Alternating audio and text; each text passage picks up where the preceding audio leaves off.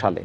কিন্তু ছাত্র শিবির যেই সংগঠনটির সহযোগী সংগঠন বা যে সংগঠনটি ছাত্র শিবিরের মুরব্বী সংগঠন, সে জামাতে ইসলামের জন্ম কিন্তু ৭০ সালের আগে, এবং ১৯৭১ সালে জামাত ইসলামের কিন্তু একটা ডিফাইন্ড ভূমিকা ছিল। তারা বাংলাদেশের মুক্তিযুদ্ধ, বাংলাদেশের জন্ম, এগুলি নিয়ে কিন্তু তাদের একটা ডিফাইন্ড অবস্থান ছিল। মানে আমি সেটা বিস্তারিত ব্যাখ্যা করতে চাই না এইটা।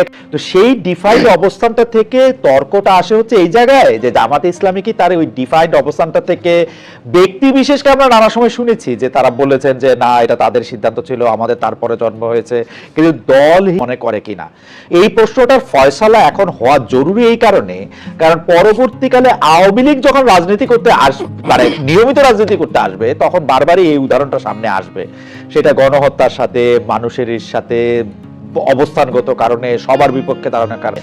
আচ্ছা, এখানে স্পষ্ট করতে চাই যে এই ৭১-এর ইস্যুতে জামাত ইসলামী তার জায়গা থেকে স্ট্যান্ডটা পরিষ্কার করেছে এবং জামাত ইসলামী সেই জায়গা থেকে তাদের বক্তব্য তারা রেখেছেন। ইসলামী ছাত্র শিবির ৭১ ইস্যুতে আমরা যদি বলি, স্পষ্ট করতে চাই, ইসলামী ছাত্র শিবির ইসলামী ছাত্র শিবির বিতর্কিত যে ইস্যুর কথা বলা হচ্ছে, আদতে জামাত ইসলামী সেটা আসলে বিতর্কিত অবস্থানে ছিল কিনা, নাকি জামাতের ব্যাপারে এটা অভিযোগ ছিল, যে অভিযোগগুলা শতভাগ সত্য প্রমাণিত হয়নি এখন, অথবা এটাকে আওয়ামী লীগের একটা ন্যারেটিভ কিনা, বা আওয়ামী লীগ একটা ন্যারেটিভ দাঁড় করিয়ে দিয়েছে কিনা, যে ন্যারেটিভ গুলা বামধারা সকল সংগঠন গুলা লালন করে করে তারা চলে আসছে।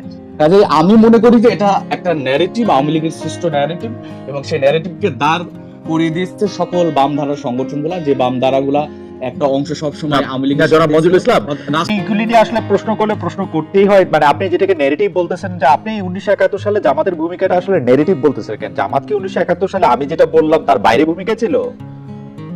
জামাত কি বাংলাদেশের অভ্যুদের পক্ষে ছিল?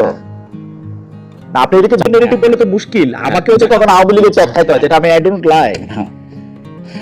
এখন যদি আপনার বক্তব্যটা যদি আওয়ামী লীগের ন্যারেটিভের পক্ষে যায়, তাহলে সেই হিসেবে হয়তো মানুষ সে ধরনের ট্রিট করতেই পারে। আমি পার্সোনালি সেই ধরনের ট্রিট করছি না।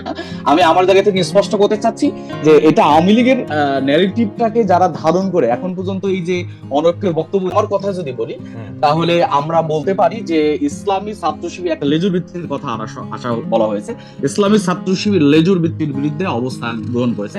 জামাত ইসলামী স্বতন্ত্র সংগঠন, ইসলামী ছাত্র শিবির স্বতন্ত্র সংগঠন হিসেবে পথ চলে। কাজে এখানে যে লেজুর ভিত্তির কথা আসছে, যে আমরা জামাত ইসলামের লেজুর ভিত্তি করি কিনা, আমরা জামাত ইসলামের লেজুর ভিত্তি করি না। আমরা স্বতন্ত্র সংগঠন হিসেবে আমাদের কার্যক্রম পরিচালনা করি এবং শতভাগ স্বতন্ত্র করি। এবং মুক্তিযুদ্ধকে যে ছাত্র শিবির জন্ম ১৯৭৭ সালে, ছাত্র শিবির স্বাধীনতাকে, মহান মুক্তিযুদ্ধকে নিঃসন্দেহে ধারণ করে। যারা বলেন যে ছাত্র শিবির ৭১-এর ব্যাপারে অস্পষ্ট, তারা কি কারণে বলেন এটা তাদের নিজস্ব ব্যাপার হতে পারে। ইসলামী ছাত্র শিবির ৭১ আমাদের মহান অর্জন, এটাকে মানে তারা মানে ওন করে এবং এটাকে ধারণ করে। কাজে এটা ছাত্র শিবিরের অবস্থান থেকে ছাত্র শিবিরের স্পষ্ট। ছাত্র শিবিরের জন্ম হলো ১৯৭৭ সালে। ছাত্র শিবিরের মুক্তিযুদ্ধের বিপক্ষে অবস্থানের যে প্রশ্নটা তোলা হচ্ছে, এটা একটা খুবই অবান্তর একটি প্রশ্ন আমি বলে মনে করি। কারণ এখানে কোনো প্রশ্নে তাদের কথা বলি, তাহলে আমরা বলতে পারি যে তাদের মানে এই বাম ধারার যত ছাত্র সংগঠন আছে, প্রত্যেকটা ছাত্র সংগঠনই তারা এদেশের মানে মব জাস্টিসের যে স্টার্টটা, আমি মনে করি বাম ধারা ছাত্র সংগঠন গুলাই শুরু করেছে। তাদের দ্বারা অসংখ্য অপরাধ সংগঠিত হয়েছে। আমি যে বিষয়গুলাই রাজনৈতিক এখানে সেই ডিবেটে যেতে চাচ্ছি না।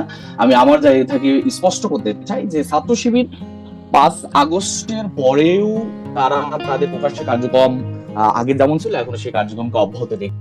সুপ্রিয় দর্শকবৃন্দ, এতক্ষণ ভিডিওটি দেখার পরে আপনাদের কীরকম লাগলো অবশ্যই জানিয়ে দেবেন। আর আমাদের চ্যানেলে নতুন হয়ে থাকলে অবশ্যই চ্যানেলটি সাবস্ক্রাইব করে পাশে থাকবেন, নোটিফিকেশনটি অন করে দেবেন। সবাইকে ধন্যবাদ।